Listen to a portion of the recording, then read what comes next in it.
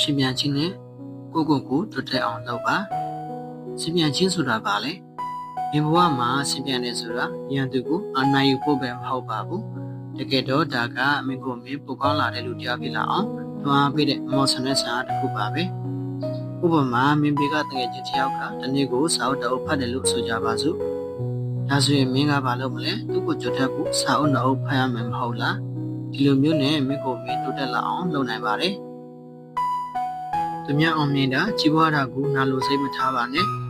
တခါတလေသူများကိုကြည့်ပြီးသူကဘာလို့ဒီလောက်တော်နေရတာလဲလို့မနာလို့စိတ်ဖြစ်မိကြတယ်မဟုတ်လား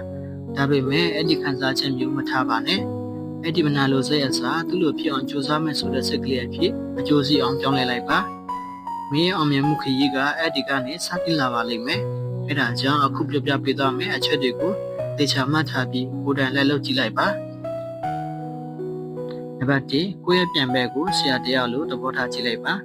မင်းနဲ့ဆင်ပြန်နေတဲ့သူတွေကိုရန်သူလို့မမြင်ပါနဲ့သူတို့ကမင်းကိုအခမဲ့သင်ပေးနေတဲ့ဆရာတွေပါပဲသူတို့ဘလို့လုပ်လဲသူတို့ဘလို့အောင်မြင်လဲဒါတွေကိုကြည့်ပြီးသင်ယူနိုင်ပါတယ်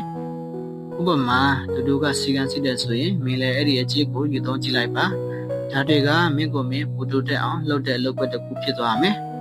နံပါတ်2ပြန်ဘက်တရားကိုမင်းအနေနဲ့ဆင်ပြန်တဲ့အခါမှာပန်းနိုင်ကိုတေချာသတ်မှတ်ထားပါ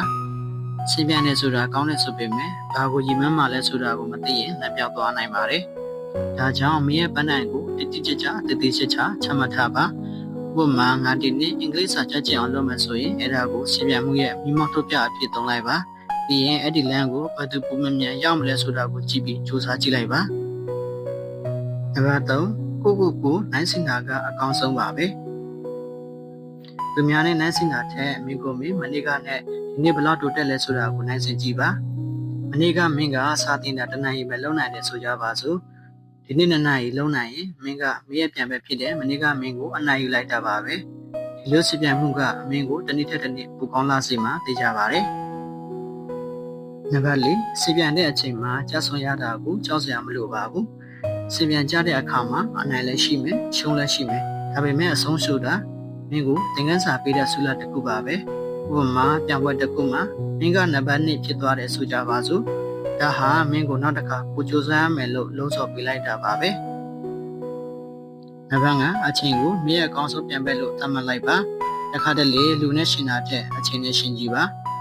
ငါဒီအလုပ်ကိုတနင်္ဂနွေအတွင်းပြီးအောင်လုပ်နိုင်မလားလို့ကိုစိန်ခေါ်ကြည့်လိုက်ပါဒီလိုနဲ့အချိန်နဲ့ပြန်တဲ့အခါမှာမင်းရဲ့အာရုံစူးစိုက်မှုတွေချီးကျူးမှုတွေတက်လာပြီးမင်းကိုမင်းမြန်ပြီးကိုကောင်းတဲ့လူတရားဖြစ်လာတာကိုတွေ့ရပါလိမ့်မယ်။ဒါကြောင့်အောင်မြင်မှုကိုချီးကျူးဖို့မမေ့ပါနဲ့။ချီးပြန်ရင်းနဲ့မင်းတခုခုအောင်မြင်လာတဲ့အခါကိုမင်းတော်တဲ့ကွာလို့ချီးကျူးလိုက်ပါ။ဒါမှမင်းစိတ်ခွန်အားတွေတက်လာပြီးနောက်ထပ်ချီးပြန်ဖို့စွမ်းရည်တွေရှိလာမယ်။သူများကိုအနိုင်ယူတာထက်မင်းကိုမင်းပိုကောင်းလာတာကအကြီးမားဆုံးအောင်ပွဲပါပဲ။ကဲဒီအချက်တွေကိုသာဆက်လုပ်နိုင်မယ်ဆိုရင်တစ်ချိန်ကျရင်မင်းကအောင်မြင်သူပါပဲ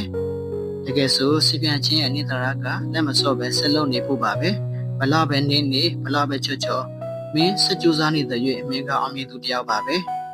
ဒါကြောင့်စီပြန်မှုကိုမင်းရဲ့အကောင်းဆုံးတငယ်ချင်းလို့ဆက်ဆံပြီး